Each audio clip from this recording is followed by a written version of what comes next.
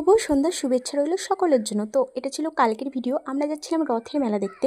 আমাদের সেরকম কোনো প্ল্যান ছিল না মেলা দেখতে যাব, সকাল থেকে ছিল, বাট বিকালবেলায় এত পরিমাণে বৃষ্টি হয়েছিল আমরা ভেবেছিলাম যাব না। তো সন্ধ্যাবেলায় বেরিয়েছিলাম, হঠাৎ করে ছেলের একটু শরীর খারাপ হয়, ওর জন্যই ওষুধ নেওয়ার জন্য। তো ওষুধ নেওয়ার পরে ওর বায়না ছিল ও মেলা দেখতে যাবে। তো এত করে বললাম, বৃষ্টির মধ্যে কোনো মেলা বসেনি, তবুও শুনবে না। তো ওর বায়নার জন্যই গিয়েছিলাম। গিয়ে দেখছি কোনো মেলায় সেরকম বসেনি, যেখানে দোকানপাটগুলো বসবে সেখানে প্রচণ্ড জল কাদা। তো রথটা ছিল খুব সুন্দর করে সাজিয়েছিল। তো প্রণাম করে ওকে বললাম একটু রথের দড়িটা ধরে টান। তারপরে দিয়েছিল একটু ভোগের খিচুড়ি, যেটাতে সকলেরই ভালো লাগে, আমারও ভালো লাগে। তো খেয়েছিলাম। তারপরে খেলাম ফুচকা। ছেলে যেহেতু ফুচকা খায় না, ও খেলো আইসক্রিম। সেরকম কোনো দোকানপাট বসেনি, মাত্র দুটো তিনটে দোকান।